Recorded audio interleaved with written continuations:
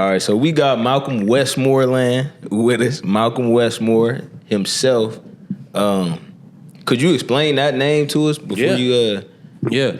So I guess I used to go by Yogi, like for the longest. Yogi Split.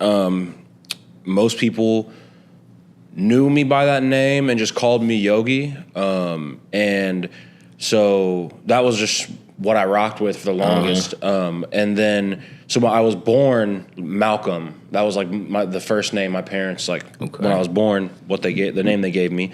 And I got around the time of the George Floyd protests. Y'all remember how crazy the city was? Like, it was on fire. Yeah. Like, everywhere around the country, it was on fire. By design. Yeah.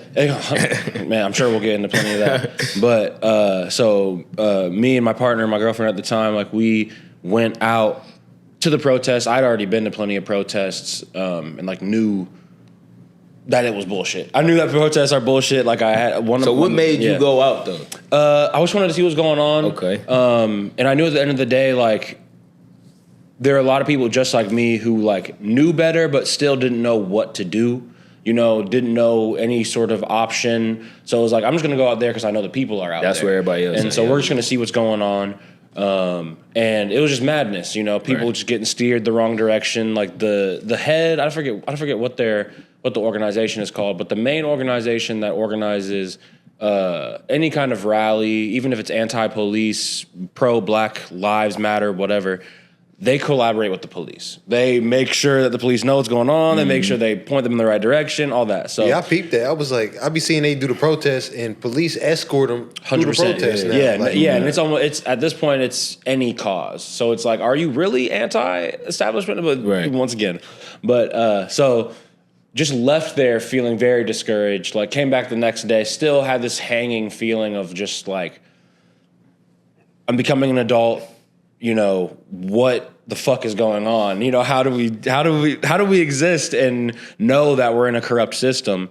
And at the same time, as I was literally the same time that was happening, I had a session, and one of my clients, he was like, I forget how we got to talking on history, but we got to talking on history at the end of a session. He was like, you know, we're the real, you know, when people say Native Americans, like, they mean us. And I was like, no. You know, like, what do you mean, bro? Like, you're tripping. Like, you're tripping, bro. Because a lot of us are taught we're mixed or we have Indian in our bloodline, but we're not taught, and we're taught like the Native American side of our bloodline and the so-called Black part of our bloodline are two separate things, and they're the same thing. Right. And so, but I didn't know that at the time. So I've always been very vocal, like on my story, like even before coming into this information, just when I think something's wrong, or I'm very passionate about my ideas, and I like to share them. And so I was just sharing, like, you know, what the fuck is people talking about? Right. You know, we're Native American, this, that. Because I saw like a couple other memes and reels get posted. So I was entering my consciousness more. And so I was just like, man, what's going on? And my elder, her name's Keisha Soleil, Sun Fables on Instagram. Definitely follow her. But she's a very good friend of mine, has like led me into all different kinds of knowledge. But she was like, you need to reach out to Mansour. He'll get you right. And I'm like, okay. Like, he's like, you need to look into that. We are indigenous here. Right. Like, you should look into that. And I'm like, okay, whatever. I'll hear you. You know, you're my elder, so I trust you. So I reached out to him. Within like 2 days, he came over to our house, and he was just like, what's your nationality?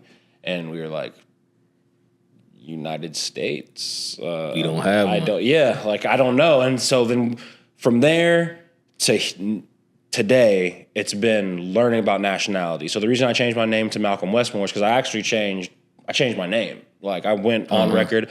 I have on record that I filed my nationality, like, with the state. I changed my name, updated some of my documents. I still have a lot of stuff to do in that regard, but I changed my name. And then when I did that, I was like, okay, well, I always wanted to go by Malcolm, because that's a great name, but I never felt comfortable doing it.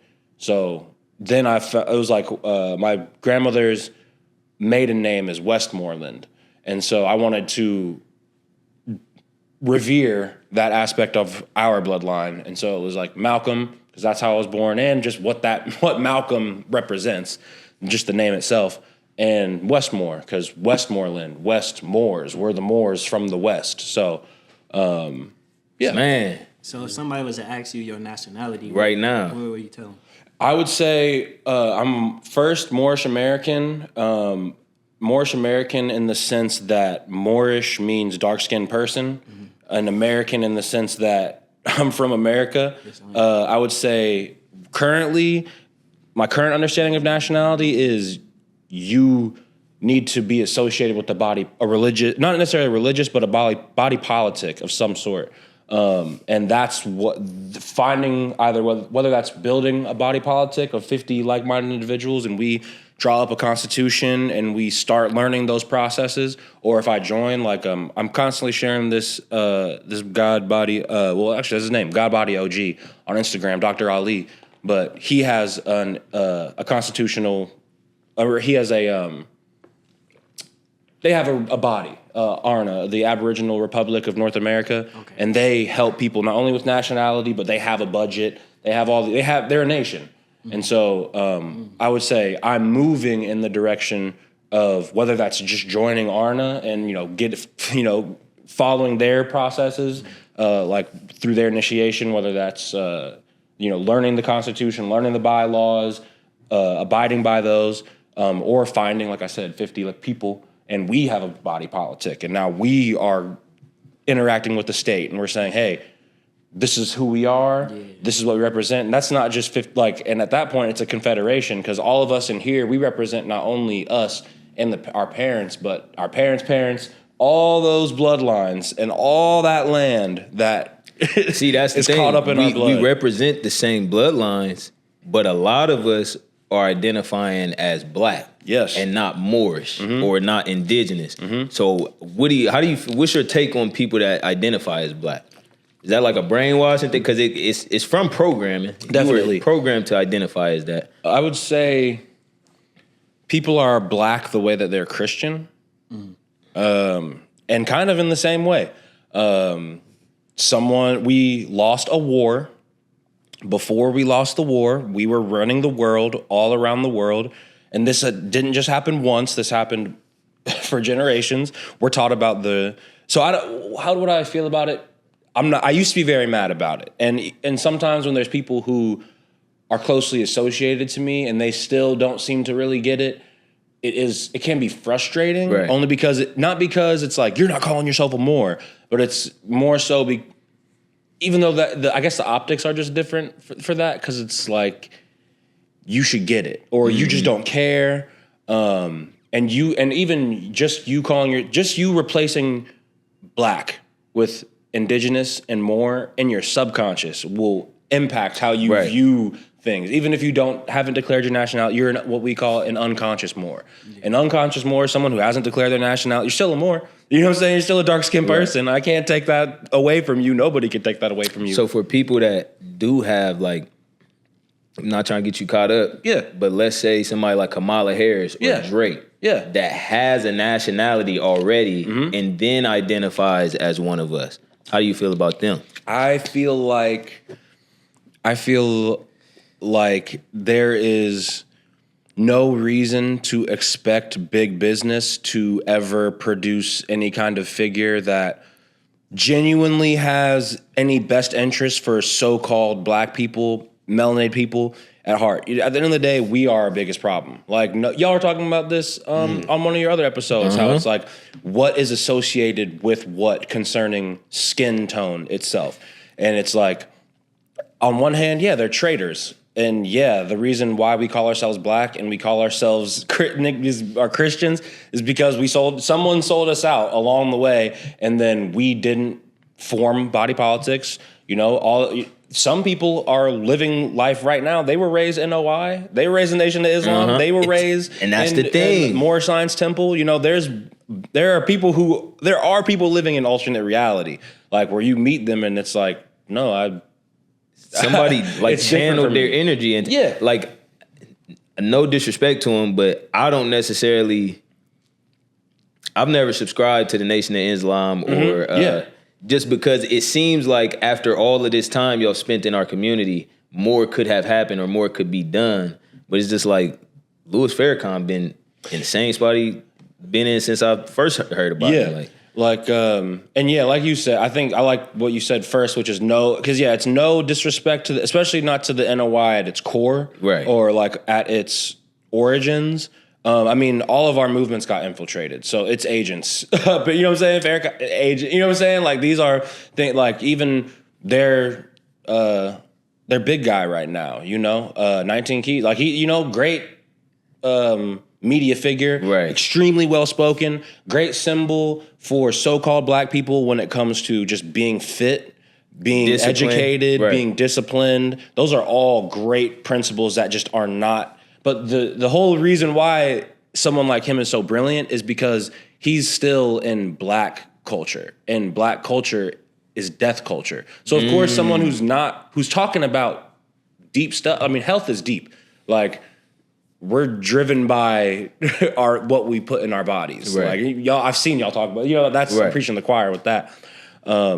But it's like at the end of the day, what is your nation doing right now? What is like you're actually a part of a body politic. Like why are you still calling people black? Even if it's just even if there's not some term for your members that they use that clearly distinguishes them outside of the nation, and that amongst ourselves, But once again, it's like they still have a body politic. So that means I have work to do. That means people around me, we got work to do. The funny thing for me is like, because I've always noticed we will go to jail. Obviously, it's like that's the way the system is designed for us to go to jail. Mm-hmm. But it's like once we end up there, we end up subscribing to the Muslim ideology and the Nation of Islam. And it's almost like that's like by design as well. Yeah. I think. I can't speak definitively on any of this just because I haven't had that exact experience of going to jail. You know what I'm saying? Myself, but I feel like it's like any religion. Even like niggas are radical and then they have kids, right? And now they're in church every Sunday, and like I feel like it's one of those things where people know that something's wrong, so they do the best that they can, and then they attach themselves to whatever that best is. And so it's like, well, I'm doing my best. And it's like, I'm not saying you're not doing your best. I'm just saying you don't know. Exactly. And that's okay. I'm like you. The people who taught me were like me and are like you. They didn't know. Like, we're in the unique position where it's like, the only thing that binds black culture together is that we don't have one. And so it's that's like, crazy, and so we spend all this time being like, we're not a monolith. We're not a monolith. We're not a monolith. When, ironically, being a monolith would be the best thing for us. Because then we could actually have something like, we have things we stand on. This is what we believe in. This is what we stand for. But we don't. Niggas love to say stand for something or fall for anything. And nigga, you know what I'm saying? But it's like, Kendrick, are you skating with 2 left feet at the skating rink, Kendrick? You know what's going on. So what's up? And see, you said I love that you said that. Though. You said we don't have a culture, but the way I see it is, it's a baby culture. It's like it's damn near a newborn baby. Well, more so like a. I don't. It's like tradition. It's like traditions. No, but it's not yet quite a culture. Tradition. I would say both of y'all are hitting it on the head. It is traditions and it is culture. It's just where is it coming from? And it's like. When our culture, when the biggest people in our culture are athletes and musicians and actors, none of those 3 have an entity that's created by them that they control what's going on. That's why they're being controlled, and if they have that much influence in our lives, then it's like whoever is influencing them is influencing us. Whoever's cutting their paycheck, right? whoever they sign a contract to, like, and that's like it's hard for I think like the everyday person to like get it. Not y'all, because y'all spend a lot of time trying to shift the mind state of people. Right. So I know y'all. I'm not speaking about y'all. I'm in similar company here, but it's I lost my train of thought. Yeah, like other people, they don't think like that deeply about it. They just look at it from the surface. Yeah, for sure. But look, that's why I think it's a young culture. Because think about, I like to compare it to like us, how we grow up.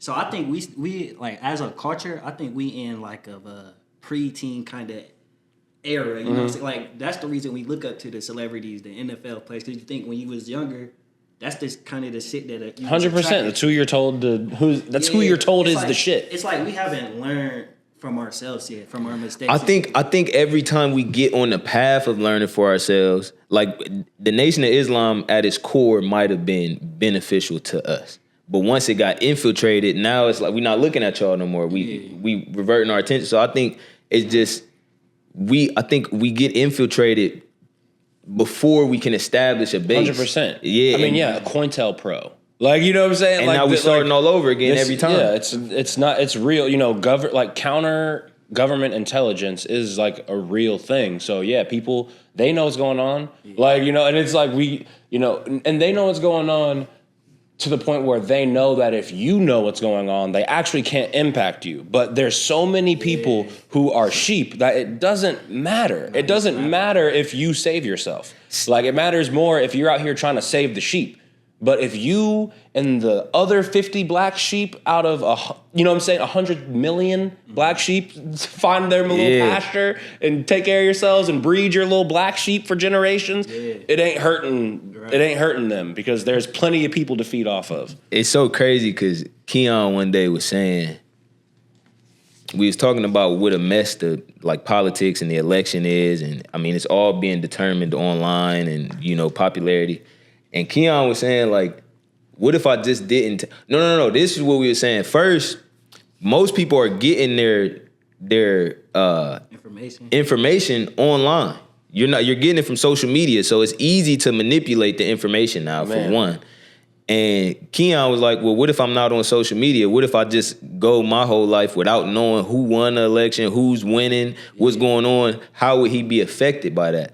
And it made me think, at this juncture, because, I mean, we know it's a mess, do you think people should try to vote or try to fix the government, or it would serve them better to not be involved at all? I think it would do people... I think they should ask, what has voting done for me? What has the way that I've voted done for me? Like, because we know...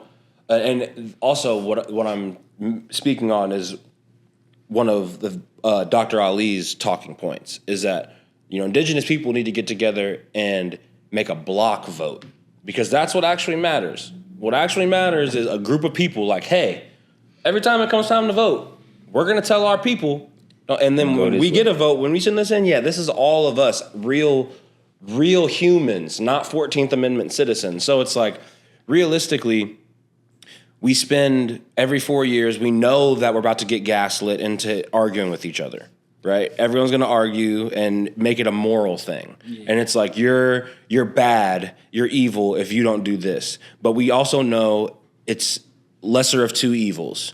But the only reason we have to even have this whole conversation is because no one's like, what is your fucking nationality? Like, what is your nation, bro? Like, are you a citizen, which is an employee, which is a slave subject of the United States of America? Like, because if that's what you are, what you have to say doesn't matter. I don't care if you're informed. Like, I don't care if you have the smartest shit to say on politics, because the smartest thing you could say about something stupid is still stupid.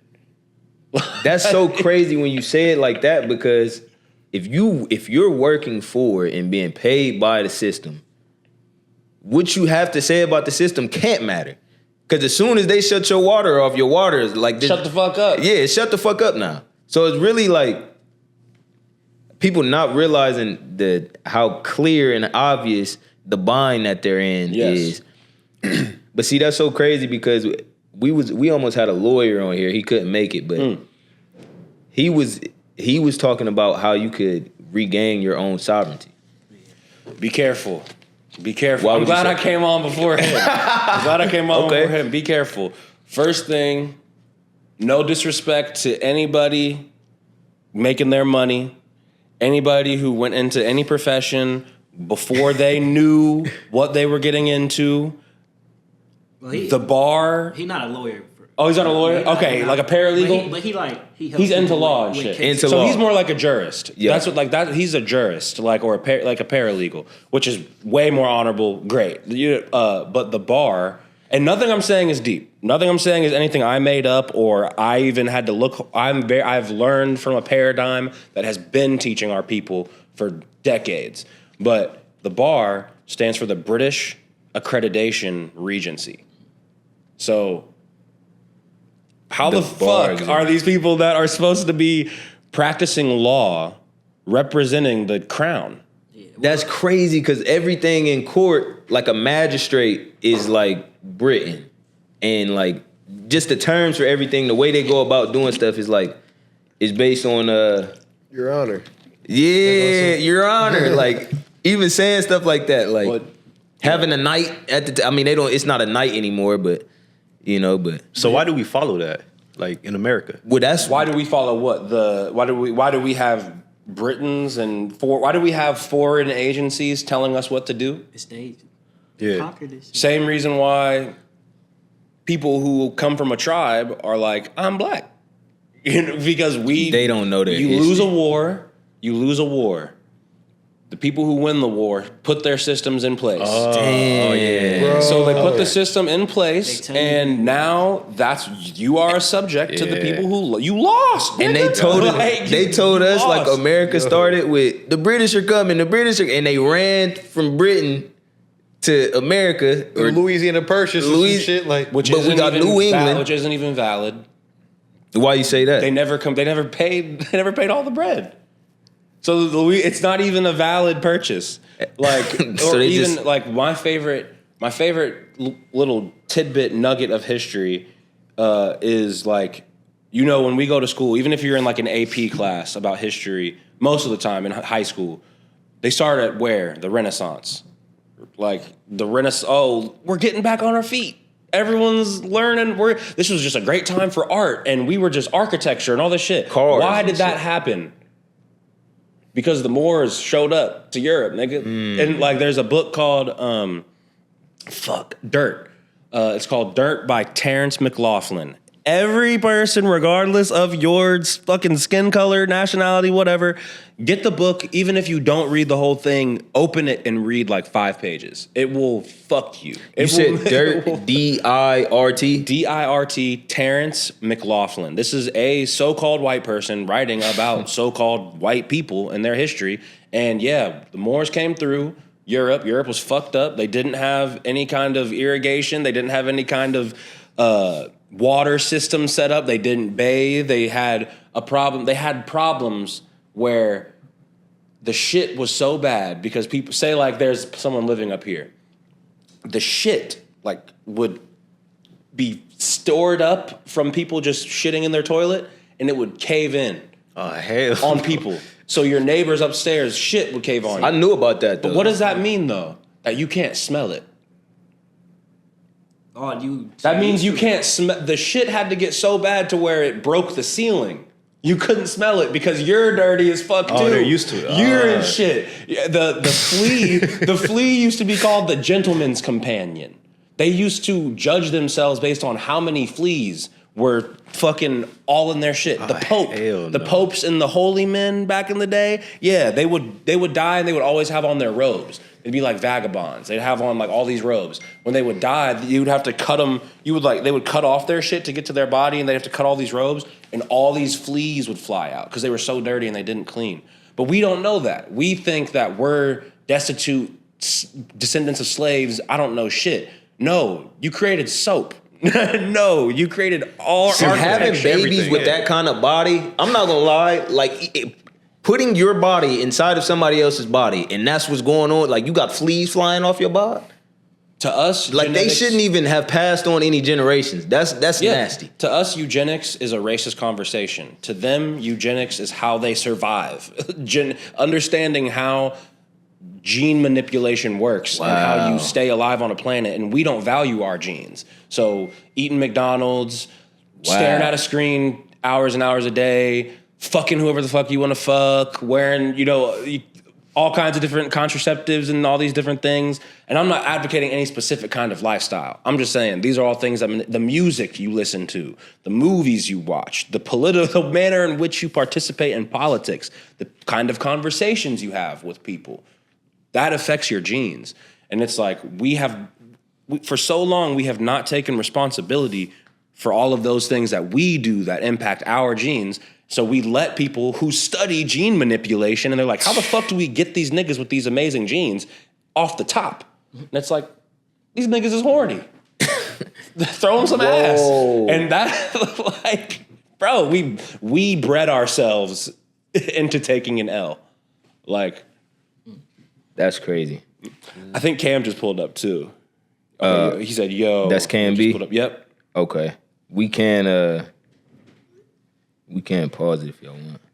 Yeah, I'd be looking. Okay. We can't forget where we is at. We is at allowing. See, because that's another thing I'll be wanting to talk about. Like, it's so much stuff.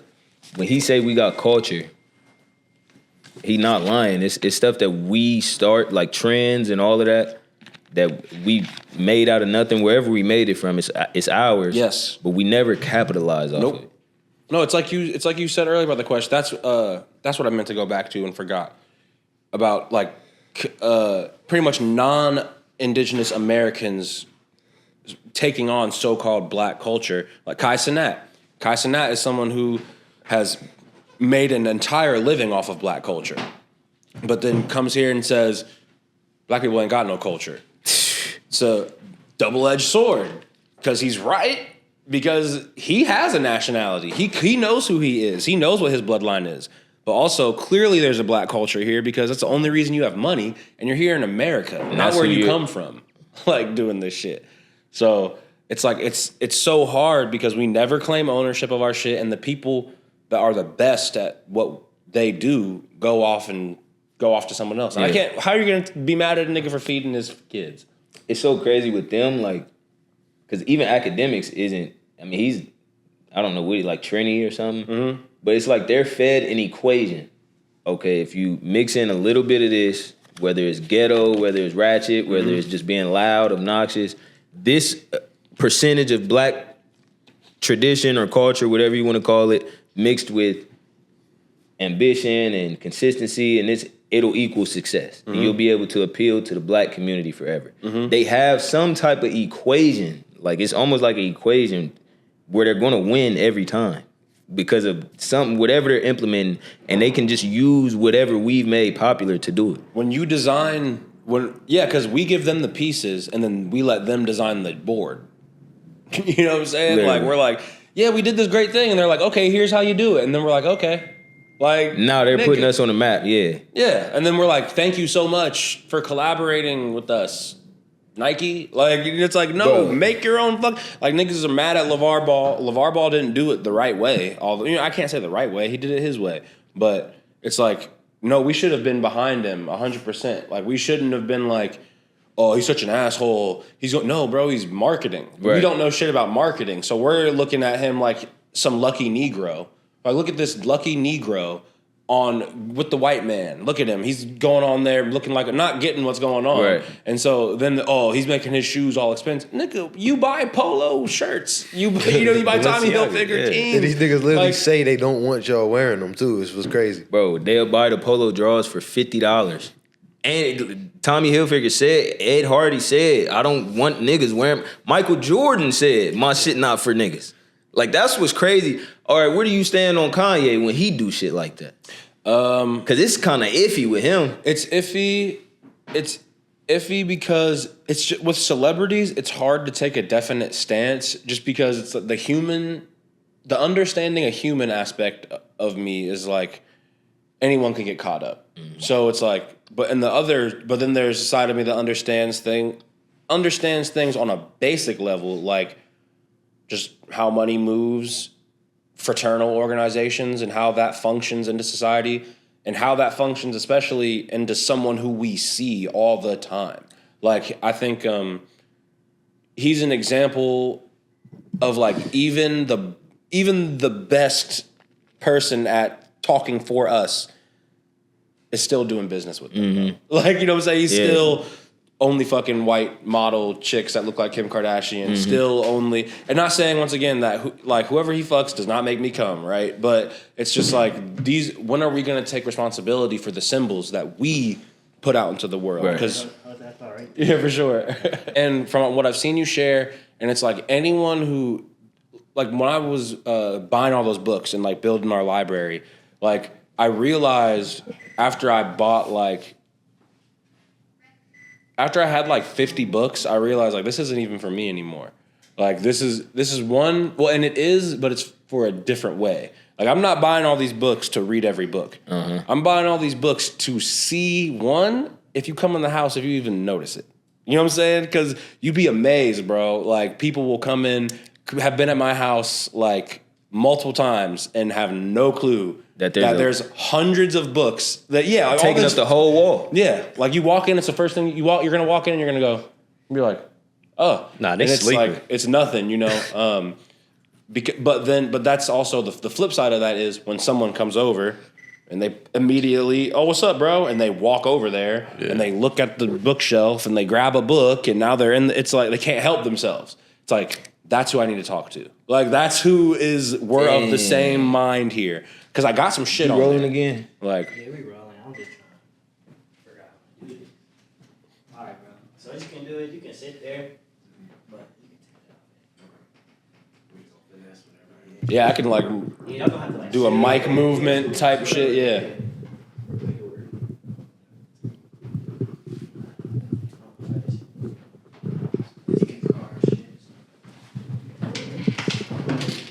I don't know if that's a.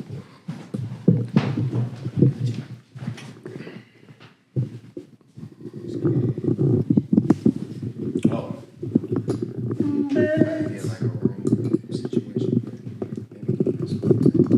Yeah, we can just pass it back. Now we do this thing where we talk at the same time. Is there a way that Bro, them is the best kind of connections to have. Like people that you be like entirely too in sync with. Like y'all be thinking of the same thought at the same time and shit. Shout out to that. Yeah, you feel the wave going on. Like, as soon as you're starting to end your sentence, they're picking it up. Right. It's just like you're like. That's fire. Yeah. No, we was talking about the library in the crib. I think that's great because I thought you was gonna say. Because my whole thing is the more I know, the more I don't know. Yes. So when I see a bookshelf, I'm gonna find something that I want to find out about. Yep. As opposed to something that I know so much about that I can, like, yeah, I can have a conversation with you, but I'm thinking you having that bookshelf and that library there for people is good for educating people. Yeah. It's good, and not just yourself. You know what I'm saying? 100%. But to go back to what we was talking about, you said the way fraternity works in society. Can you speak on that? Yeah. And it's really simple. Like you do something. Okay, I guess there's probably two main paths. 3. You do something, you're really good at it, so you go around and then you meet people, and then those people are all a part of something, and it's not like in a bad way. Like it's just like we're all a part of this club. And you join the club, and now you're part of it, and now you get certain things because you're a part of the club, and like that is what it is. Another way is like you go to college, and it's like I want to be connected, so I need. The fraternities and sororities are probably the most valuable things of college to anyone who gets a degree. It's because it's like you are a part of a network of connection, for the rest of your life. Right. That like you can really tap into forever, like a gang. Like so you're set up for that. And then the underbelly of that is like this is where we do the scouting for all of our like Freemasonic organizations. So you can go from like just your regular everyday person. There's lots of people every day who you don't know are in the Knights of Columbus, who we all interact with, and they're all gang. You know what I'm saying? and it's not. When I first got into this stuff, it was very much like this person is my enemy. Like this, you are against me, and then just having my own experiences, it was like, okay, you really just didn't, most of you don't know. You know what I'm saying? And then that's how you get wrapped up in these things. And it's not so much an issue of what they make you say or what they make you do. Because, you know, we like to talk about these organizations and make it all about the hazing, the diddlers, the gay sex, right, and the fucking hazing and the embarrassment rituals. And at a high level, when you're about to have 1 million followers and get paid and do that, that shit, that's going on. But at a lower level, it's more so just like, we don't talk about this shit unless it's us talking about it. And otherwise, and that's what is doing us the biggest damage is, just from what I know of like people just, and even just Columbus, like not even speaking all around the country, some of our most brilliant minds can't have the conversations that we need to be having because they're a part of an organization that is not your agenda. Like, you know, you can't talk about nationality, fam, because it really is that simple. It really is just nationhood. It's really all we're lacking. It really, like, we got niggas in credit. We got LLC niggas. Got niggas that know shit about business. Got real niggas estate. That know shit about health. Right. Got niggas that know shit about real estate. We got people that know shit about gardening. So what's the only thing left is a fucking community. How many times are we going to keep, and every person I know that's a part of any, whether it's a sorority or fraternity, they always have told me the same thing. And that is, watch your tone. Your tone is too aggressive. It's too angry. We don't have time for that. You need to be mindful of where people are at. And it's like, fam, I have people who, granted, everyone doesn't know because I don't brag about what it is that I've done with my information because I don't want people to get into it thinking that that's all it's about because it's really about culture. It's not about not getting pulled over by the police. You know what I'm saying? And not getting pulled over by the police because you finessed or you scammed or you did some shit. No, because you handled business properly. Right. And so but these fraternal organizations know that. They got Freemason license plates. They have license plates where if you look it up, and you type it, the cops type in their numbers, it tells you what organization they're part of. They're not going to tell you that. They're not going to tell you that they got their house and their second house in a prime upcoming neighborhood in the city because they have connections that help them do it. Like networking, shout out to networking. So it's like, it comes down to like, it is malicious and it isn't. Like there are people higher up who know. Like that's why it was when I was wearing my fez every day, my tarbouche, like it was. I was telling them about that. It was way different. Like and so like right now people are like, oh look at that nigga, you know what I'm saying, whatever. I look just like everybody else. So but when you're wearing your national headdress and something that is clearly showing that you have culture, like people treat you like it, and the Freemasons actually show you mad respect. Like people who actually are high ranking. Like they'll go out of their way, and what I'm saying is something that everybody in this room could experience that just from putting on a fez and going out and being like, I'm an indigenous person. That's why I wear this. There's so many other ways, and people of like the more shine simple who would be like that's sacrilege because you need to get initiated and you need to go through certain rites to wear a fez, and I feel like there's a place for that. But I do also think that people always ask me like, what does this do for you? What does this information do for you? Self-respect, because I self-identified. Like you can't tell me who you are because you don't know who you are because you never went and told anybody who you were. So you're black, and so the world looks at you like you're black. Right. And the world is laughing at you, black man, black woman, because you created the world as it is. You created all these systems. You created all these ways of thought, and we know it, but we're just gonna play in your face like we don't know that y'all are the shit. Yeah, y'all are gonna complain about all these culture vultures, but y'all gonna keep letting them in though. And that's my thing. So if they're gatekeeping the information and the equations they stole from us, then what's wrong with us gatekeeping just who we are? Like we not allowing somebody to identify as one of us or speak on behalf of us. But we gatekeeping who we think we are or who we've been told we are. You know what I'm saying? That's another point. So like, but at that same time, you gotta identify with something in order to not allow anybody to just, because if we don't have no parameters, then Lil Pump can come out and say he black and he sold the most, or 6ix9ine could come out and say, I sold the most records and the biggest in this culture, but if we don't outline what our culture is, then anybody can do that. Even which I don't think this is a solution, what I'm about to say, but if I was of a certain mind, this would be a solution I would think of, which would be, well, then why don't all the Black Greeks get together and be like, well, nah, we're not Greek like this as we understand it, because they're saying that we're a part of their Greekness through like a black way. But it's like, no, actually, y'all were part of came and did y'all's weird Greek shit, like around the Etruscans and around like these other ancient peoples, and y'all took our culture and we let you in. And that's the problem, is like niggas are getting their shit sold back to them at a premium. Niggas are getting like mid-tier gas for like Zaha prices, like nigga 3 racks.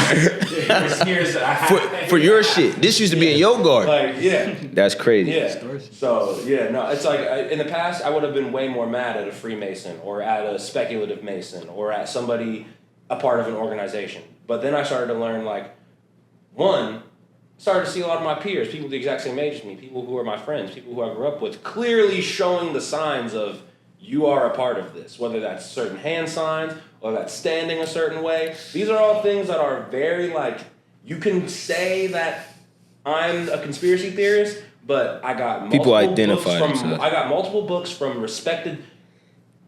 I know. You know what I'm saying? Like, I have people, I know, I've interacted with people who are higher up in the lodges that you don't even know exist, that are part of your lodge, just because of how I choose to represent myself. You could say, just because I say a nigga's doing this every single time, you know what I'm saying, that might mean something. Or if a nigga's standing on his Y, you know what I'm saying? Every single picture is right. It's like, there's something going on here. Right. You know? And is that always like that nigga's my enemy? No. You know?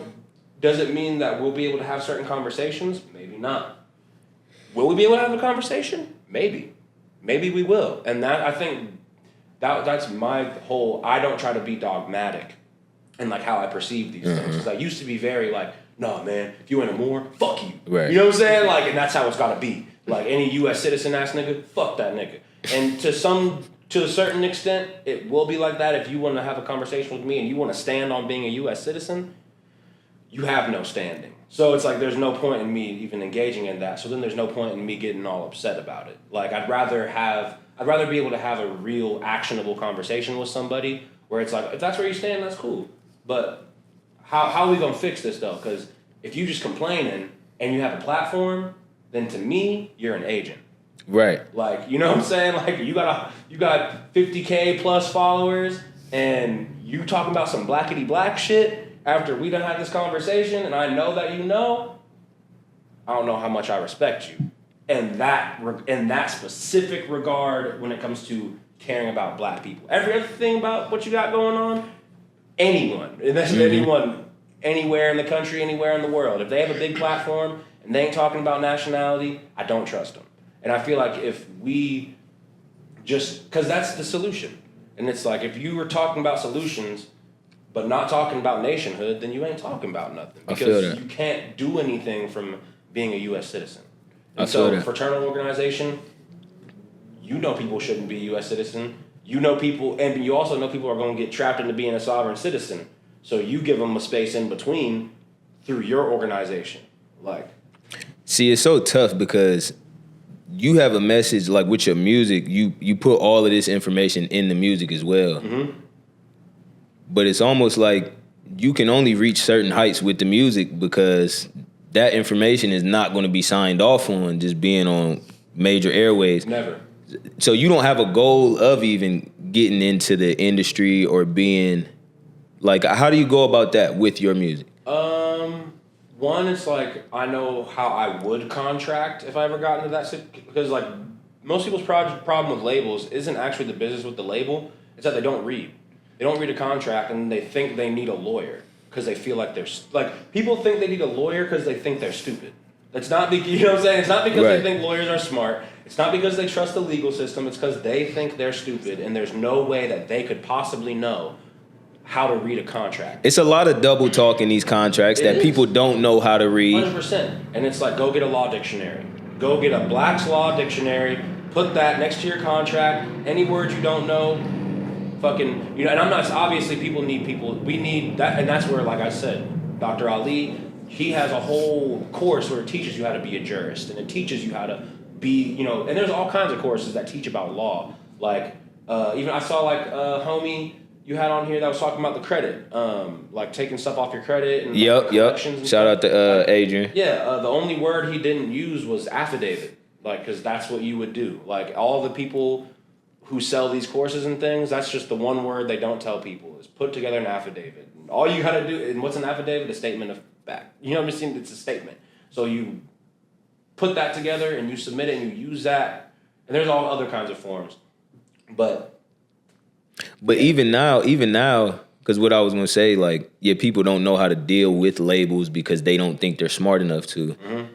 But labels is like, I mean, I think I just seen Warner or something, like they're in debt like almost billions of dollars right now. So it's not even a real reason to sign to them outside of wanting to sell 100,000 first week or something. Yeah. I don't know, but they're really, as far as a major goes, and honestly, from the experience I've had most recently, like, the reason why the music industry is fucked is not so much because of the contract you get, but it's how long it takes you to get that contract.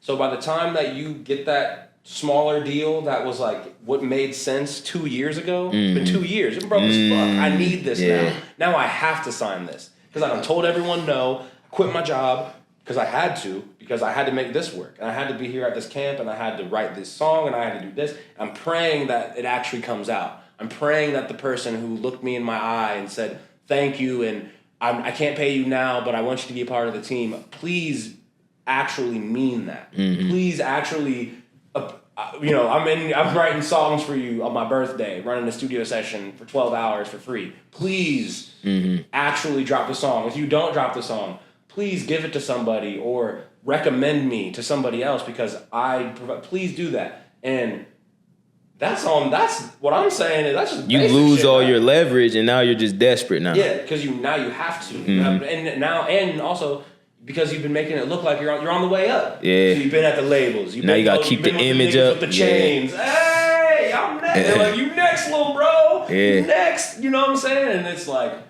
you're not. You know what I'm saying? You're the next food. Like, you know. It's so crazy because they give you like a lot of artists. They put it on. They film it.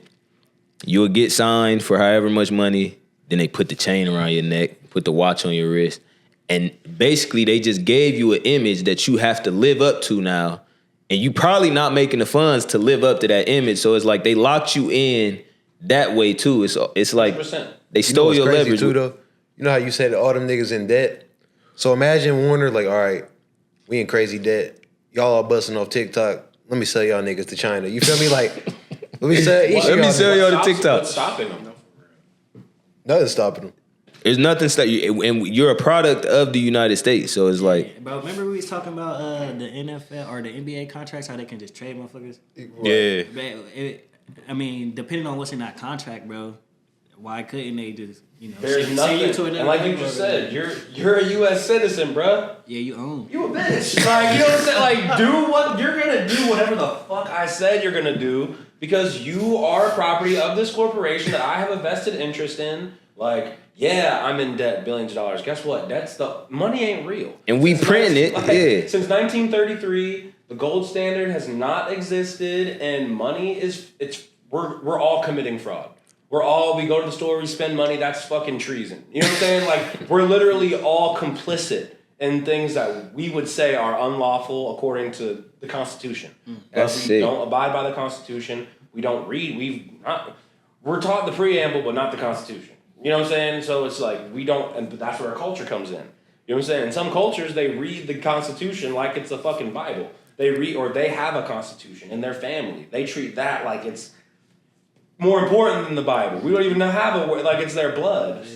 So you say. And we about to get back to your music. No. That's why I came. This is why I came here, bro. Y'all, I knew we'd have a real conversation, bro. Got to. So you say, what was you just talking about? What was we just talking about? The labels, signing. Damn, I'm trying to think I'm about. talking about debt, signing, like just being in that position. That's why I would not do the music industry though. Honestly, you know what I'm saying? I'd rather work a job. You know what I'm saying? I'd rather work a job where I can get paid and work with people I want to work with, who want to work with me, who are real humans, who also, because a lot of these people, even too, that you meet and work with, they're great people too, but they've been down the pipeline so long that they have no choice but to fuck you over. Like, and they don't even look at it like they're fucking you over. They look at it like this has been happening to me. It's just what happens, bro. It's just what it is. Yeah, get over it, dog. Like, it's not that big of a deal. I think I was about to ask you because we were on our live stream talking about an NBA player taking a pay cut, and it was for the win ultimately later with the team. You know what I'm saying? And the discussion was centered around whether, like, morally, if that was the right decision to make. Should you sacrifice what you got going, the money that you can make from this entity or this corporation? Should you do that, or should you, take your money up front and let them deal with that? Yeah. In that situation, what are you going with? I think it just depends on the situation. I feel like when we're talking the numbers that athletes are talking, like hundreds of millions of dollars, the immediately situation I thought of was Jalen Brunson. Right. And it's like Jalen Brunson, revive him and Julius Randle. So Julius Randle, you know what I'm saying? Julius Randle was there before Jalen Brunson trying to, but they revived the Knicks, and then he takes a pay cut, and it's they'll trade you. They will get you up out of there, right? Yeah, they will. So it's almost not even a point of. I don't know. It'd be really hard to say because it's like with them, legacy matters so much. Like Jalen and Josh Hart have a podcast, so it's like narratives are important. So it's like the narrative is almost more important, especially someone like Jalen Brunson, a max contract athlete. Mm-hmm. That's a couple dollars. I'll make that back. Over the next 2-3 contracts, weeks. Yeah, I right. might make it back in the next 2 weeks. Right. You know what I'm saying? I might make a flip. I might invest in a business. Those are smart guys. So and especially that's one, financial literacy is becoming more and more important. Like Jalen Brunson, he's 25. He's that's good, crazy. bro. Shout out to Jalen Brunson, bro. But in some situations, like Bron, I'll take a pay cut or whatever. It's I feel like it's in some ways disrespectful that an organization doesn't try and find another way. You know what I'm saying? If y'all can figure it out in college, how to get these 5-star recruits, you know what I'm saying, that you wasn't supposed to be. How the fuck did we get 85 stars? Because we got them chains and cars and all this shit. Then yeah, y'all could. I want to ask you something about Bron too. If you're Bron and your friend just got called a pedophile on the largest stage ever in the biggest diss song that's probably been made to date, and you're from the city that song is ringing off in. Can you listen to the song? Can you celebrate with, I feel like. In his position, it's just one of those things where it's man, LeBron probably knew that song was coming out a month before. You know what I'm saying? He probably knew the beef was about to happen. What can he do about it? He's the star of the LA Lakers. My son just came to Los Angeles. I'm doing deals with. I'm the face of the NBA. I'm the face of LA right now. I can't have my city turn against me. I don't know. I think it's so much people were pinning too much on allegiances, in my opinion, and they were trying to pin that to LeBron, he was supposed to do certain shit. Yeah, I don't. That's what goes back to the point I've made earlier. I don't look to these celebrity niggas to say anything. What was it? Dave Chappelle. He's talking about how the news would interview Ja Rule. What does Ja Rule have to say? Not that Ja Rule's, you know what I'm saying, a bad guy or anything, but it's bro, I don't expect LeBron to have some great take, and it's in all of our eyes, they're friends, but do we hang out with LeBron and Drake at the same time? Are we at their parties? Are we hanging out with them when Dwayne Wade's doing all his freak nasty shit in the fucking, you know what I'm saying? If he's hooping naked, trying to back it up on niggas and shit. With the nails on and shit. You know what I'm saying? We aren't with these people. And I think that's, especially with athletes, I've noticed, even more so than musicians, and especially with athletes, because everyone grows up playing sports and wants to be an athlete. So we could never see the athletes bro, they're just like me. If I was Bron, it's nigga, you're not Bron. You're not 6'9". And it's so crazy because what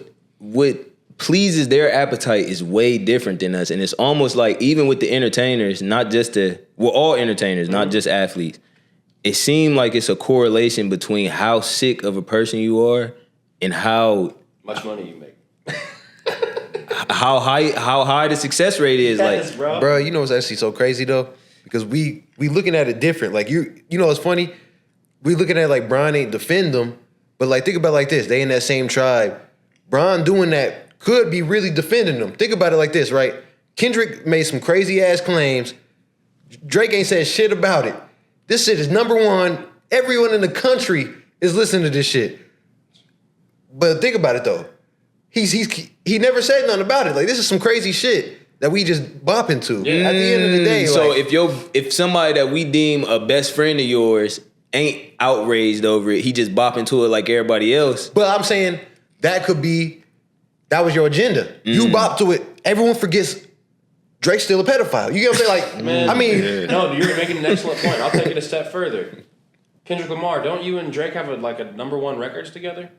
Yes, Poetic Justice. So don't you know? Fucking problems. Wouldn't you know that Drake was wouldn't you actually have been in the studio when he was on his Freakazoid shit? It's so crazy because they have a song on Take Care. This is back in like 2012, 2011. Yeah. Kendrick Marvin's got they got the Marvin's Room, but Kendrick has his own song on Drake's album called Buried Alive. Oh yeah, that's what I was thinking of. He was airing shit out. Talking about running into a Canadian alien and all type of, we met Rihanna and like he was saying. Yeah, he's talking about their story. Yeah. And it sounded like Drake been the same person since back then. Yeah. And let's not forget, I think Drake is the greatest actor, like known to man right now. I'm not gonna lie. He been acting before he was a rapper. Way before. Then he stepped into the role and played the rapper persona like perfect. Down to it, better than anybody we had seen. Well, and he played the core, and it's like we knew this dude wasn't tough. Like, and this is like, I'm from the suburbs. I'm not a tough guy. I am not one of the macho man hood nigga. None of that shit. But just like Drake isn't. You know what I'm saying? So it's like, but we go for it. So it's like, and it's that's why it goes back to culture. Go back to having. It goes back to having gatekeeping. Facts. Because it's like, when we can't be like, no, we only fuck with real niggas. Real nigga shit. Now, if you faking, we don't fuck with that. But then every single person we listen to is fake. It's fake. Like, it's like, bro, that doesn't add up. Right. Like, and it took him. It's no telling how easy it is. Bro, when I hear Drake talk in his like regular Canadian accent, it shows me like, damn, bro, it's so easy to cosplay as a black person. bro. because we redefine what it means to be real to where now the fake is the real. You feel me? We like, oh, that's real. Like, no, nigga. Like, He turned the accent on like that. He put the tattoos on the little dances, the way, the little poses in it. I mean, it's all like, they have us down to a science. Yeah. Like, they could go make a black person in a lab right now. You ever seen they clone Tyrone? Not they could. They have been in labs. They have everything that is like, this might be happening means It's happening. Because and we're saying it's happening because we got shown something. That means it's been going on way longer than we can probably even comprehend it. Because then it would be like, wait, how much stuff is fake then? How much stuff? Why would they even show you it in the form of a movie or a show to make you think it's fake if it didn't come from a real idea? Like when I seen they clone Tyrone, shit, everything I see now, I got to a certain point down the rabbit hole where I'm like, all these movies is the CIA that infiltrated Hollywood and they just dropping little hints and little clues. And bro, y'all snap. Because you know it's funny too. Imagine, think about it like this. Like, you caught your bitch cheating. But listen though, and she like, oh damn, she gonna play it like that's the first time. She could have been cheating for 10 years. You just caught it. But like, think that's how they do it. Like you said, this shit been going on for all these years. Okay. But when it gets caught, they're like, oh yeah, okay. Like, you first know what I mean? time, I made a mistake. That's how we still treat the Epstein shit. That's when any a child predator, any of that shit comes up. That's how we sensationalize the one thing. And it's like, no, bro, this means it's been going on. Like, yeah, certified lover boy, not fuck him up. Like, yeah, he's killing him. Like, and yeah, he is. And it's a great record and all that shit. I listened to it too. I fucked with it. But it's like, that was my first thought. Is like, and that's because it's like, me, I'm a regular nigga. I work a 9-to-5 job. You know what I'm saying? I've gotten some information and it helped shift my life. Information that plenty of people have access to. And so it's like, Kendrick, you know about this kind of information. Not to mention, the last time we seen Kendrick, he was pushing the agenda that was popular at the time then, which was like the Black Justice. To Pimp a Butterfly won the Pulitzer Prize because it came out at the time it did, when we were all about, black. And I love Kendrick. He's my favorite rapper. My favorite rapper. But we gotta call a spade. We gotta call a spade a spade. Yeah. And you went with the agenda every time there was one. So we can't not look at that. Exactly. Just like Bron. Just like anyone. Just like Bron. Like I'm not mad at y'all. Because y'all aren't my friends. So like y'all aren't a part of my nation. Right. You know what I'm saying? So I'm not mad at y'all. Y'all are just niggas. Like doing nigga shit. But people, like everyday people, trying to get their sense of self from these people who are being told who they're allowed to be. Mm-hmm. It's like that's not a safe bet. Like if you want to be safe, like, and if you are wondering why all these things are happening to you, why you're treated like you're not a respectable person, why you're wondering why people just don't respect you or your people, and it feels like every time someone does something even slight, that you're carrying all this weight from slavery, and it's like now you got to explain yourself. It's like, bro, you don't have to do any of that. Mm-hmm. You know what I'm saying? You just have to know who the fuck you are and stand on that. And as soon as you do, the world around you changes. No, like, bro, you snapping? That's a fact, bro. And that's it make me. All right, so your album is called Higher Self, bro. Mm-hmm. But before we get in there, I was gonna say like, your world. It is dictated upon your sense of self. Like the way you see yourself is gonna dictate your reality. Everything about it. But I wanted to say that and then tie it into your album. It's called Higher Self, but it's spelled Hire. Yep. Can you break that down a little bit? Yeah. So Cam and I, we've been making music together for over a decade now. Like shout out to that. Like it's been forever. But we've had multiple iterances of making an album and going, and then like this is a true story too. Me and Cam would start albums, and then I would stop because he would send me some fire ass beats, and I'd be like, I'm not good enough for this yet. Like Cam, I've told him, I was like, you're crazy, bro. But like, nah, for real, like the level of production was just like, it's like I want to say something important, like that matters, and that. I want with my words to be able to make someone who listens to it feel how this beat is making me feel, which is a whole lot of different ways. Hey, I ain't trying to stop you, bro. But that's like a transmutation right there. Because I'm a producer too, so like the fact that like you say that shit means a lot to me. Because like I love that shit. Because I don't want no one to fuck up my beat type shit. Like I work for this shit, so like the fact that you see it like how I see it. Yeah. I have way more homies. Like we have so many homies who like especially the Fort Hayes Career Center graduating class of 2014. Like, there's a lot of dogs like from that class, like just people who are insane musicians. And there's so much music, at least from my end, that didn't happen because I knew in that moment, like I don't got it. Like, you know what I'm saying? Like I think, like I don't got it at the level that I'm hearing, that I'm getting beats. And then one that's an insecurity issue. For one, like.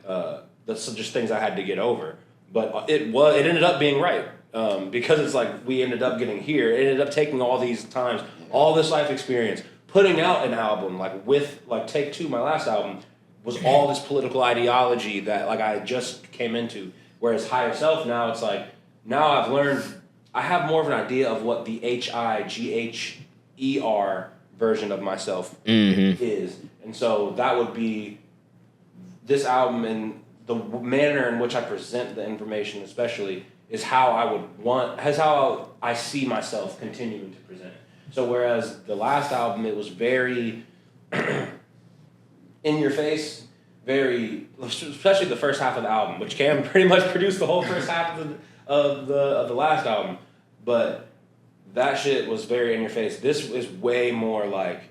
If you don't know what I'm talking about, you could still. It's like sonically pleasing, whether you get the message or not. But if you get the message and if you start connecting dots, then you're like, you know what I'm saying? Like, where the fuck is this nigga going? Like, oh my god. I'm glad you said that because you said something in one of the songs. I forget which one it was called, but you said the initiation to the G. Yeah. Could you tell us what that is? Yeah. So the G is just. So have y'all ever heard of the Olmecs? No. Y'all have heard of the Mayans, the Aztecs, and the Incas, though. Yes. So before them was the Olmecs. And the Olmecs looks like, no lie, like if you were to pull up the Olmec stone, everyone's seen the Olmec stone. But if you were to pull it up, you could see like, damn, that is a nigga, bro. Like, you know what I'm saying? Like, so, most of this shit is. That's why they knocked the noses off of this shit. Yeah. And so they, but the Olmecs is, think of Olmecs the way we've been talking about black, which is, this is a misnomer. The Olmecs didn't call themselves the Olmecs. They called themselves She and XI. So that's that's what it is. So, yeah, so even when I say initiation into the G, it's more so like ever since, and two, for me, like the she, the G, and because we say G, but you know, my like the Mansoor, G, Soda, like these are my people. You know, we share the same ideology, same political agenda, and it's beginning to grow. And so for us, it's like, and most people who get into this eventually get to that point. So it's just like, I got initiated into this thought process. I got initiated into this space. I didn't have to sign anything away. Luckily, Mansoor, he's a rogue. He called himself like a rogue Moor. So he's not a temple Moor. So I didn't have to do, and not that Moor Shine Symbol makes people do any like crazy shit or anything like that, but I didn't have to go through some of the same things or wait to get knowledge. Like my elder was like, no, you're just like me. Here's the same books. Here's the same this. Here's go out and do it. You need to go out, be active, not passive. So I learned more from going out and doing shit, going out and trying to put my nationality on file, changing my name on record, changing the situation with my social security number, changing the situation, you know what I'm saying, finding it with with a car title, putting my car from being recognized from, my state ID to my government, my foreign tribal government. So when they look it up, this car is controlled by this tribe. It's not controlled by this group. So when you pull it up, it's like, oh, damn, if he says I'm a traveling monk, that's really what the fuck is going on paper, so... Yeah, shout out to that. That was like a long fucking way to answer, but yeah, like that, I would. Now I'm at a place where I'm not angry about shit, right? And so because of that, the music was able to be a place where it's like now I can almost like just self-initiation, like which is what the adepts of like a lot of these of different places. That's what they all talk about is self-initiation because you're the only one who could save you. So no organization could save you, no person can save you, no man can save you. Man knows not by being told. You only know by doing. I like you said you're not angry about this shit no more, and I feel like once you do come into like certain knowledge and you realize like basically your whole life is a fucking lie. It'll make you angry. I was gonna ask you, have you ever noticed like people who get stuck in like that anger phase and they can't seem to 100%. I mean, I feel like that is more conscious people than not get stuck there. Yeah. Because it's so easy to feel so good about yourself. Yeah. You know what I'm saying?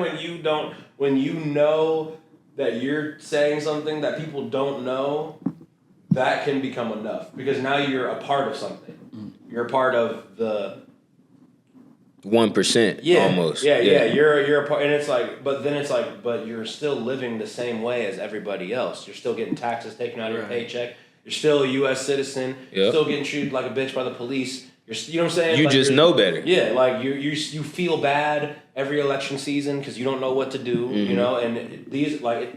you're just a regular person. There's nothing wrong with that. I'm not mad at I'm not mad, and I think a lot of people confuse because I'm a very passionate person. Yeah. So I think people still oftentimes think I'm very mad at them or I'm mad at people who carry certain ideas, and it's like. No, y'all aren't. I'm mad at. I'm not even mad. I'm speaking on the system in a very aggressive way, so it makes you look at it. Yeah. Even if you don't agree with me, even if you're like, this nigga's fucked up, he's an asshole, he's this or that. I triggered you, and it made you at least look at your own thoughts for a split second, make you think. as opposed to being like, oh, Yogi's cool. He's just like me. I like that.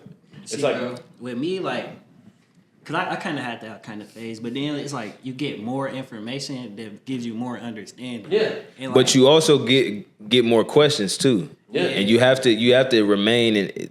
I think that's what staying grounded is. Like the more information you get, there's more to know now. There's more questions that you should have based off of that. And I feel like people get caught in that because it's like, okay, I know more than what the common folk know. So I'm in this you feel me, the category, but there's so much more to go. You still getting treated the same way, so it's like you haven't done anything yet. And I think one of the things you said at the beginning of this is like something that most conscious people who actually give a fuck or like learn to give a fuck say, which is, because it's true and it's a cliche, but it's the more you know you don't know. Yeah. And until you get there and are okay with it, then you're just in the place of like, I had one question, I answered it, I'm good. I got an answer. I got an answer that I've been lied to my whole life. So yeah, this 25 years of not knowing this one thing that felt like so trivial just saved my whole life. You know, and that genuinely brings people enough joy to wake up every day, because now they're not a Negro. You know, and it's like, that's great, but this is why I think all this shit is like a game. Like, I think this is why people compare it to a game, because I think the highest level of knowledge is no knowledge at all, bro.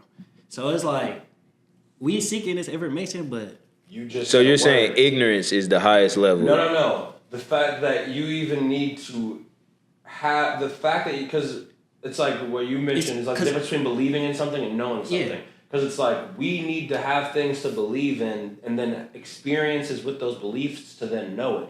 But what does that mean? That you didn't have the knowledge, but we did have the knowledge. You're assuming that you don't know. Like one of the biggest signs that all niggas know besides the Ankh is the winged disc. And that means man know thyself. Like, the wings of Horus. Like, no man know thyself. But why would you have to tell people to know themselves? If they know. Because they don't know who they are. Mm-hmm. This is an ancient symbol. You know what I'm saying? So back then, and these times that we're like, Egypt, man, Kemet, man, we were so great. We had to tell each other. They had to write it on a fucking pyramid. Know who you are. And people forgot. So it's like, this isn't anything new, you know? Facts. And then it is a difference between believing and knowing. Like, if you believe something, you only believe it because you don't know it. If you knew it, you just know it. But like, all right, Kev, we had a conversation when we was at the hookah lounge, bro, and you was telling your story, like, how you just knew shit, you know what I'm saying? And like, when you said that, I'm like, bro, that's the realest shit. Because if somebody can convince you that you don't know, then you don't know. Right. But if you believe. then you believe on God. But if you can't be convinced and you just decide what it is, that's what it is, bro. It's like, and this is like how our minds work. So like when they say the war is in your mind, that's true. Like you being told what to believe and what to think type shit. Yep. When you could decide that shit. Yeah. I think that's where like just like the difference between belief and knowing is the difference between facts and truth. Yeah. It's like we use a lot of facts to like come to our conclusions, and it's like we're not vetting where these facts are coming from. We're not vetting who is telling us this or why. I say that a lot about preachers and pastors. They come off as qualified and certified, but half the time they ex-felons, ex-convicts, ex-pimps. Like a lot of times they did everything and then repented, and now they're telling you their side of the story from, the new version of themselves. But yeah, people don't really be knowing like if these people are qualified to give you these lessons or give you this knowledge. Mm-hmm. They just take it because, their grandparents or their parents indoctrinated them. Right. Because he's shining. He got a Mercedes out front. He got on the robes. Got the choir. We just did the demonstration. Now you're here. And the way he speaks to you as well, because that's all a power base and that's how people like get indoctrinated. Yep. The way he's speaking, like he's my father. Oh, God is speaking through him, so I have to listen. Yeah. Like it's all an indoctrination thing. But that take me back to because you said people don't know, and a lot of times people just believe what they're told.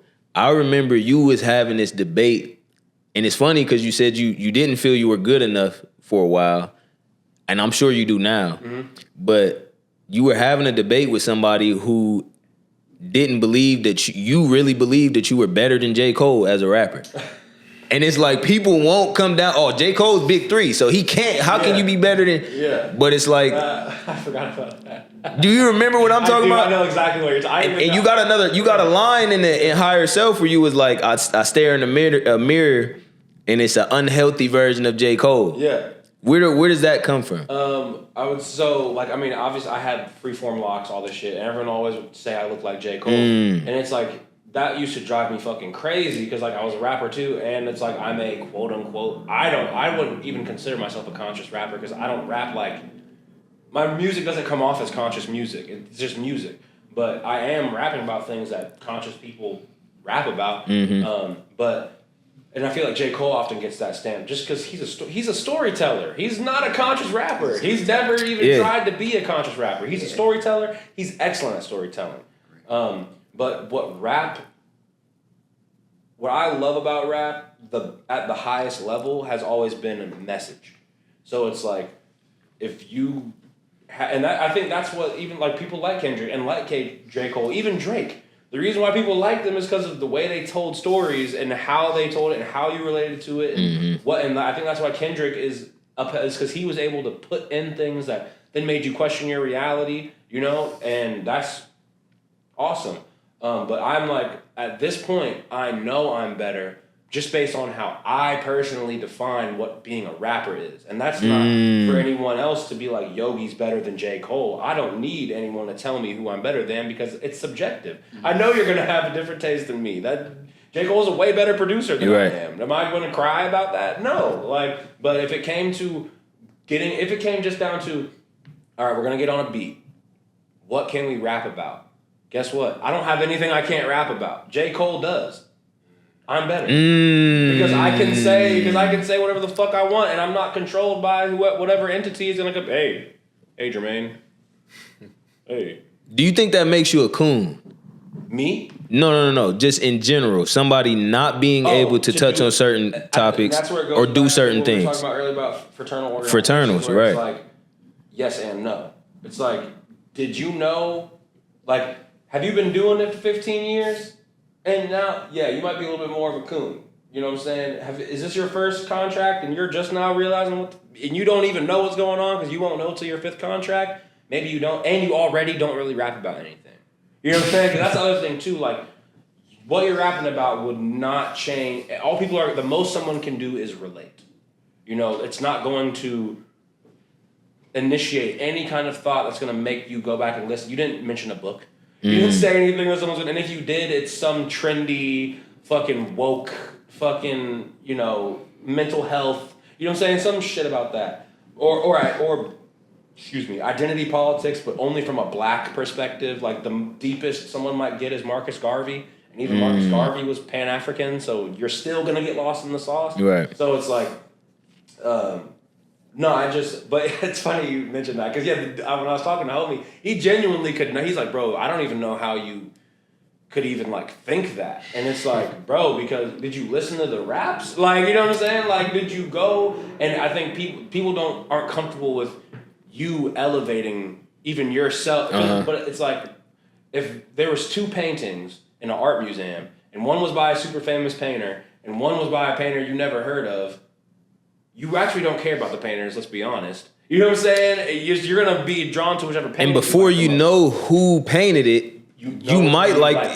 So, and all I'm saying is, hey man, my painting can hang on the same walls as J. Cole, Kendrick Lamar, Drake, Lupe Fiasco, any of these niggas. You could put especially this album that we just made, and you'd be like, these niggas did this and they work jobs?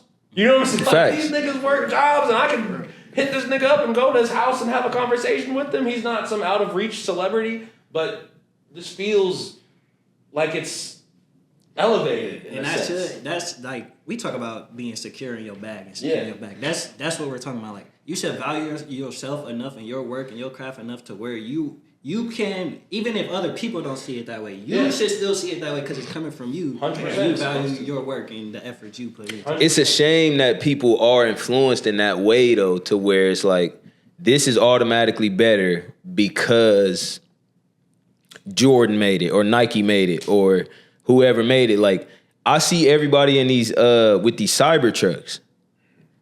I'm sure you're not getting endorsed by Elon Musk or Tesla, but you out here flexing a Cybertruck. It's not good for hauling no load.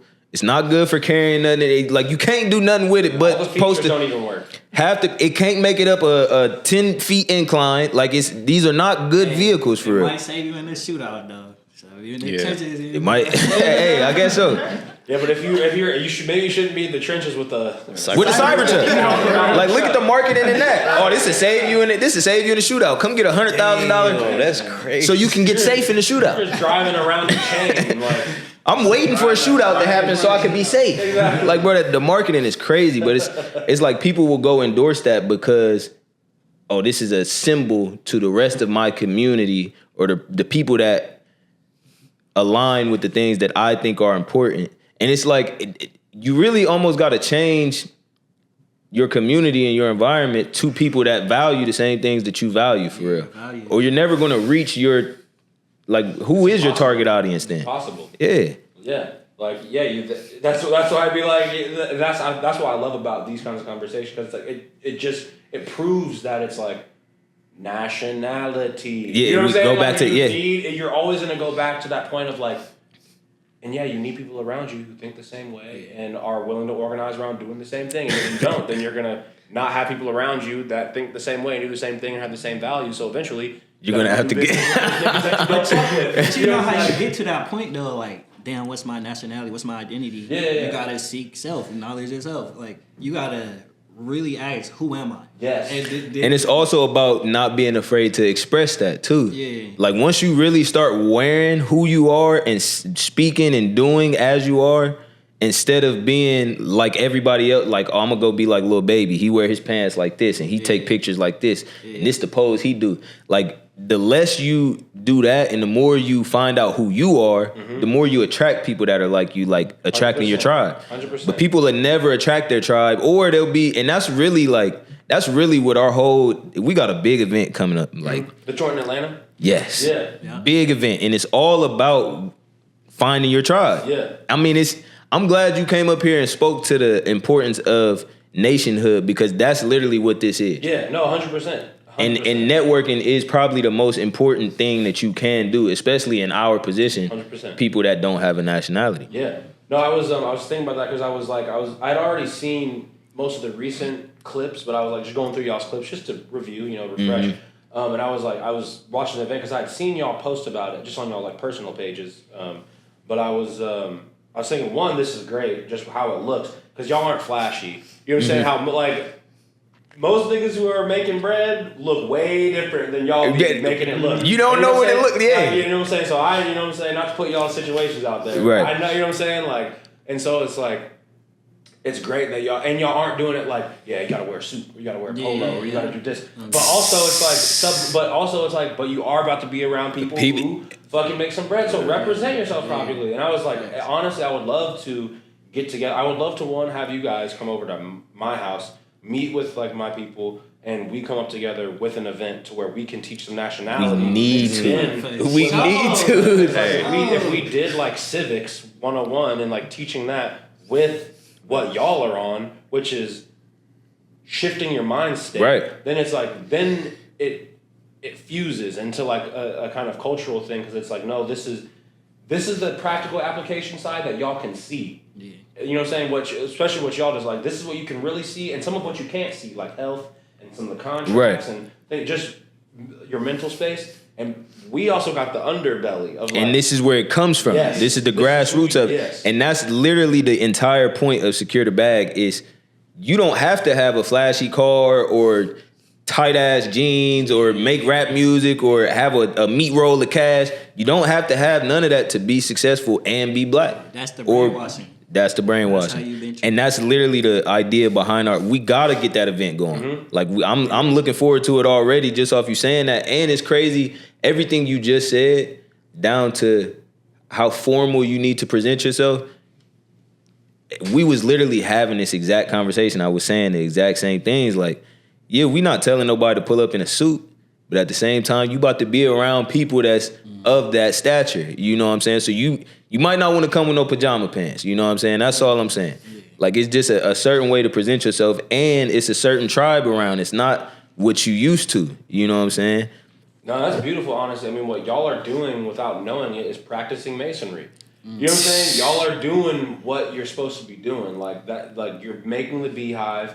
You're letting people know, hey, come through. And like that's the beautiful thing, like, about these kinds of spaces, is where it's like there's so many more people that are like us than we give ourselves credit for. Like, there's so, like, as much as it's like, damn, like, niggas are stupid and shit like that, or, you know, just to us, whatever we know, and whatever, and the people who know, and we know that they know it, we're with a part of them. But there's so many more people who are exactly like us that just need the connections, that didn't go to college, or did and didn't join a frat. And, you know what I'm saying, that are now in their mid to late 20s, early 30s, early 20s, like, what am I going to do? Like, I know, and especially nowadays, it's like the only way you're going to succeed is by being a part of a community. Like, one thing that's been extremely popular amongst people our age is homesteading. And like, we all know, you got to grow your own food. Before you die, you need to be farming. Why? Because all the food is fake. And you know what I'm saying? Worse and worse. You have to fucking do it. Otherwise, you're going to die. You know what I'm saying? You're going to die, and your children, who you inevitably bring into this plane, like, they're not going to have anything. So it's like, we need to build strong things for our families, because families are going to happen, whether it's on accident or it's on purpose.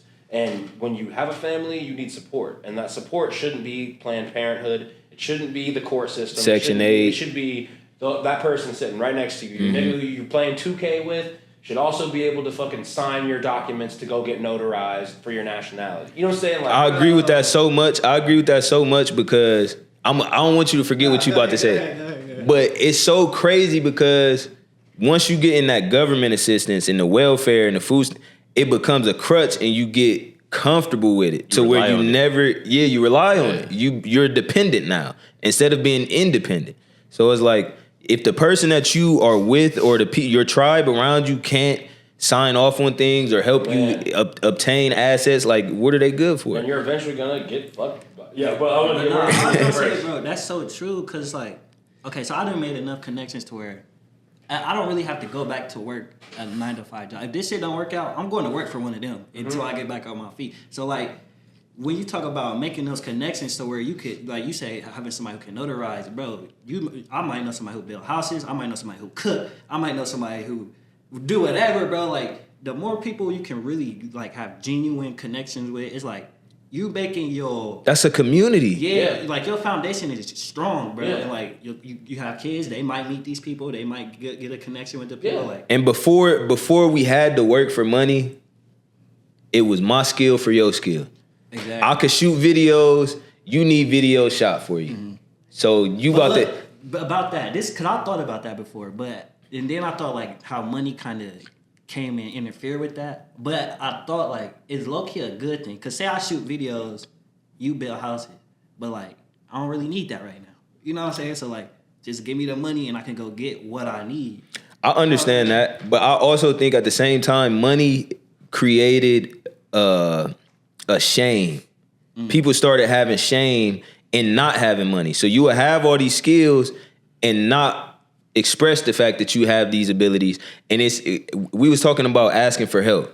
And remember, y'all was saying, like, I don't want to put my problems on people.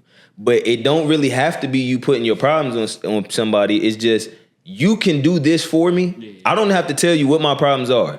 But this is what you can do for me, and this is what I can do for you. So it's all about just being useful to each other, for real. When it goes to nationhood, like, when you're talking about money, it's like, the other point is, we get to then collecting and treasure hunting. Where it's like, on one hand, it's good. Workman is worthy of his hire. So if you are going to pay me, if I say this is what I need to be paid, that's what I need to be paid. Yeah. But also, if we have this thing built into the community where it's like, well, maybe you provide, maybe through virtue of you doing everyone's video, you naturally are owed way more funds. So maybe you have access to certain kinds of resources in a different way, or you have, and I'm not preaching communism or anything like that. Like, I still think there should be a free market aspect to it. Right. But it's like, what if you can contribute to the person next to you for it? Or, hey, you're keeping that because you're a part of this community. And you, like, we're going to allocate those funds or resources where they're needed, right? To like make sure that we're good, because the tide rate, like I'm using a bunch of fucking cliches, but the tide raises all ships. So it's like if my neighbor's good and I'm good, and the person next to us is fucked up, and I'm in a position to do some work that could put me in a better position, that would maybe be good for me. Is it better for me to be in an elevated position above those around me, or to elevate those around me to then we can raise? I'm gonna. And that's a hard line, and I feel like that's niggas' problems. It's like, you have to be able to look at it from the bigger picture, how you did, like the tide raises every ship, because a lot of people is only looking at a 10-foot radius, and the water is high over here. They might not got no water over there, but it's cool as long as I got water over here. They don't see their boat. They don't see the other ships on the water. Like, and they don't see that the tide level is going lower and lower. The more people don't have water. Yep. And now you don't have anybody to relate to either. Mm-hmm. And then if you really have a certain level of understanding, you understand how we all connected. So if your neighbor is down bad, you down bad. 100%. You down bad. I mean, even on a property sense, like, let's make it real simple. Like, if your neighbor literally is down bad, say they're a drug addict or they're like destitute, so they're fucking up their property, shit's going on, that literally drives down your property value. Facts. So when you want to take some equity out in your crib to go start a business, you're gonna get less equity because your neighbor's fucked up. Like, you know, on top of that, that's on the back end. On the front end, your neighbor can't find no meal. They see you eating good every night. I'm on you. They Like, see that you're garden not my back there, they neighbor like, no oh. more. Like, Back door. you're an op now. You're So not my neighbor. You're a separate nation who has resources that I need to go get. You know, like, that's crazy. When he broke that down, to actually, And that's how everything was built. That's how we got here. Another aspect to the money, because it's light and dark to everything. But another aspect of having like money being implemented is that now I don't really need to get a skill. I just can get money and pay you. You know what I'm saying? So if you don't have a skill, are you really useful? Yeah. I mean, you could put people who have skill to work if you got the money, but if you don't got the skill, how you gonna get the money? That's why skilled trades are still valuable, because people want to be whatever. We don't want to be plumbers. We don't want to be electricians. We don't want to work. You know what I'm saying? With our anything dirty. Yeah. Or considered dirty. Yeah, and I'm trying to, I've been doing music for like a year, so I ain't no better. I'm just like everybody else. Right. But it is one of those things where you're like, especially when you get older, and then you're trying to think about how to build your life, and you're like, man, as much as I loved doing theater in high school, like, I should have gone to the mechanic and learned how to fix a car. No, that's a I should fact. have gone to plumbing. I should have gone to one of these things. And I'm very grateful that I was told to follow my dreams, and that was facilitated and all those things. But I wonder if we were in a society that was more based like, hey, how are you going to contribute to the society? Mm-hmm. Is it going to you're going to need a skill to do that, and you're going to need to have funds to like support yourself. So get you a skill where you can actually do that, not something where you're going to struggle, because that rags to riches. Mm-hmm. They were like, you're going to struggle, and then you're going to make it, and then eventually. But most It's people don't. eventual. Yeah, people have a false sense of reality. And they think eventually they're going to end up in this mansion with all their dream cars, and even having a dream car is keeping you away from that dream. Okay, so like, I'm gonna have to. I agree, but I disagree at the same time. I feel like, all right, for theater, if you want to do theater, you can make a living and have a nice life living theater. You can live your dreams as theater, but you got to understand: is it your dreams, or is it like a way of life that's been imprinted onto you? You know what I'm saying? So it's like, you can do the theater thing and make decent money if you figure all that shit out. But like, if you want all this extra shit, the 1,000 cars, 1,000, that's taken away from you. The craft. You know what I'm saying? Taken away from the craft of acting. You're doing something that you say you love to buy shit. Yeah.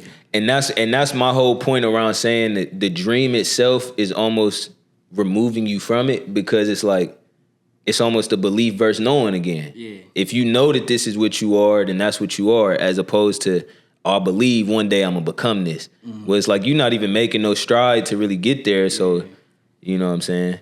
And then it's another thing, like how you said, you're falling in love with the result and not the craft of it. Mm-hmm. So you can be looking at the end goal, but if you overlooking everything it takes to get there, you're never going to reach that. So it's like, that's the difference between the dream and like trying to make it a reality.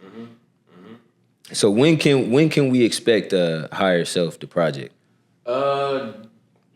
This year for sure. Okay. I would say like mid early fall. Like Perfect time. Single soon though. Single very soon. Single announcement this month, if not posting. Because I had we have some dope shit like to release with it. And my last release and every release I've ever done, I never got together, the items to release, videos and stuff like that. So I'm just trying to be a little bit more mindful about that and give myself a chance, especially with this, not just me, ourself. This is our project. And it's like, I need to make sure that I give anyone who would want to listen to it an opportunity to hear it. Because there's so many people who came to my last album like, damn, your album's so crazy, I didn't even know you had it. Like, you know what I'm saying? And you didn't put a campaign around it. And I didn't go do videos. I wasn't doing open mics or wasn't doing performance videos. Just all that shit that's easy. That it's like I spent time sitting around like comparing myself to other people rather than just doing it. Like we were talking about earlier about being angry and like how it's like you just need to know and there's more things you can know. And it's like, yeah, when you're spending more time comparing yourself to others, that's time that you could be spending improving yourself or doing whatever it is that you're comparing yourself to. Man, damn, this nigga's video is hard, man. Oh shit, but it's only moving because it's video. Shut the fuck up. Make a video. Like, you know what I'm saying? Go do whatever the fuck that nigga's doing if you're so whatever it is that you think you are, And so these are things that I have to fight on the daily. I was gonna say it's tough to campaign on social media if you're not ingratiated in social media. But that's like the biggest or the most impactful place to campaign and promote yourself. Bro, the way I see this shit, because this is like my whole thing, bro. So creatives, they focus so much on the creative side that they don't really understand the business aspect. Right. But it's like once you get familiar with the business aspect, you understand what really get the people in. So like you can market yourself off of social media, but it take work. You just gotta be consistent at a certain thing. Because even if you're on social media, you just gotta post consistently. They gotta be aware of who you are, what you do. You can do that in real life. You literally just have to talk to people or throw a show every so often. Like you really like it's a numbers game at the end of the day, bro. The more people who know you, the more people who will lock in with you, the more people who really fuck with you. And I think that's what you were saying by give people the chance to hear. If they want to hear these things. Another question, this is probably the last question I got for you. Do you think the internet itself is an issue or the people that use the internet? Or do you not think that there's an issue? I don't think the internet is the issue. I think the manner in which we're taught to use the internet that is the issue. And it's because like we have a wonderful. I mean, I've pretty much built my whole everything. I just spent everything talking about today is because of the internet. Like if I wasn't on Instagram and didn't have access to people, then I wouldn't be able to share my ignorant thoughts. And if I wasn't able to share my ignorant thoughts, then no one would have been able to tell me that I was ignorant. That you were ignorant. And then point me in a direction to someone via the internet to real life learn to then be able to now I can go and share, hey, remember when I was super ignorant? Yeah. Just like everyone and I was saying just what y'all are saying, yeah, here's the proof. You know what I'm saying? Here's where we can build from now. Oh, okay, maybe the internet's too much. Come build with me in person. But yeah, fuck. Bro, I like how you said that, like expressing my ignorance, because we see ignorance as a bad thing. It's really a good thing. It's how you get knowledge. It's just being ignorant. Yeah. And I think I was talking to someone else about this very thing like yesterday or 2 days ago, and because she was telling me like how I needed to pretty much is like I don't get why you're so upset if you know people are ignorant, and I was pretty much said I think that we give people too much of a leash, like with that word. We like to say that we're ignorant, and it's like, no, you're ignoring. Yeah. Like there's a difference between like. See, and that's what I mean by the double talk. See, because ignorant is really ignoring the fact that you don't know some shit, or ignoring the fact that you know. You know what I'm saying? You know better, and you're not gonna do it. No, that's a fact. Like, Damn, that goes back to my bad to cut you off. That goes back to the point about knowledge that you made earlier. That's exactly You what I'm really saying. know. Oh, God. It's like, damn, you're ignoring what you already Exactly, intuitively bro. understand. Exactly, So you're ignorant because you're ignoring you're God, nigga. You're not listening to God talking. God talking. But see that takes ignorant to a different level because now it's not the lack of knowledge anymore. It's you ignoring the knowledge. Yeah. You know it. You have the knowledge, but you're choosing to ignore it. You're ignoring the voice inside you, the intuition, motherfuckers be knowing. I say this all the time. You know what you need to do. You're ignoring it. But see, and the way that they teach us these words, you'll never even, and that's what I mean by the double talk. That they teach lawyers this stuff in the British. What'd you call it? There's two dictionaries that people should look into, like that are real. That would be the etymological dictionaries, like etymology, like the history of words and the study of like how a word, like black. Black doesn't mean dark. Black means Blake, which means bleach.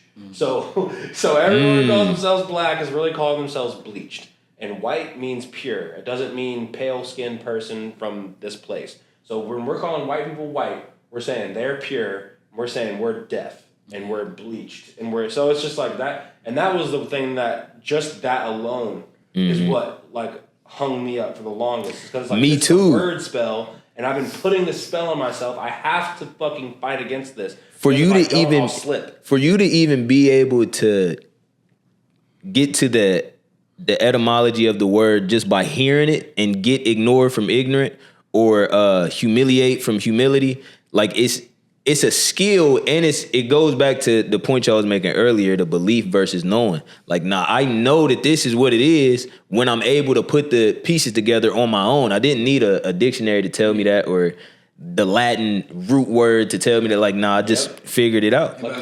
Even deeper, like, once you start learning about the mind and the subconscious mind, basically your subconscious mind, it knows everything. So if that's part of you, you know everything. But have you ever been driving and you get to the crib and you like, damn, I don't remember passing none of them lights all the time. But that's science to where like driving is subconscious at a certain point, and you're like, and I've looked this shit up, like it's literally something that we're able to do subconsciously. And you could be thinking about something completely different, but every green light you know to go, every red light you know to stop.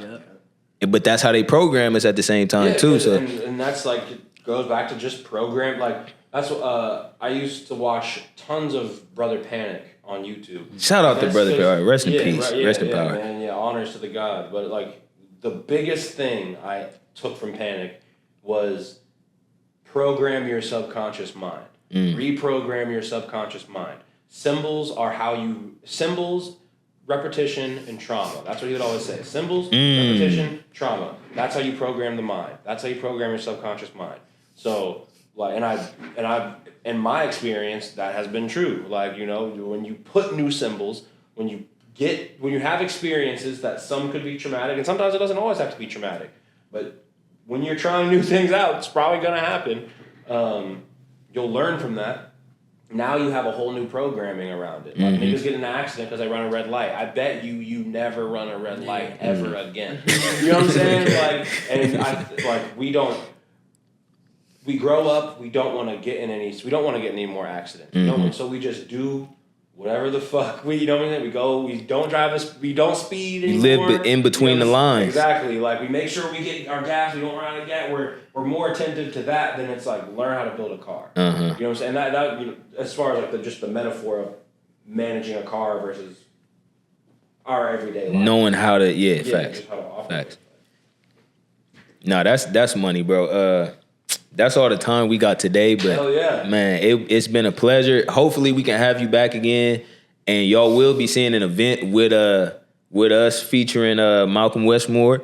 Hopefully we got Cam in there too, but man, could y'all tell everybody where to find y'all on social media and whatnot? Malcolm _ MALCOLM _ Westmore WESTMOOR. That's pretty much where I'm at right now. And then KMB Sounds. KMB Sound. Shout out to them, man. Y'all be looking for higher self. Hey, man, follow him and go to his any event this man posts. You will dance. Shout out to that, man. So that's an important part of it too, man. Niggas need to move. Stop going to these events and not dancing, it's actually unhealthy for you. That is Go there and move your body. We gonna need you, bro. At some of our. That is a perfect point. Sure, bro. Yeah. Shout out to Let's that, build bro. this pipe. Yeah, let's keep building. Definitely though. I Build really our appreciate tribe. y'all like having us. I really appreciate especially just dropping this because this is the exact conversation this album needed. Before we rolled anything out. So I really appreciate you guys, and I'm looking forward to building because I think it can be a really fruitful It will be. beneficial- It will be. Yeah, relationship. So, all right, bro. That's it. Hell yeah. That's money. Yeah. That's literally like what the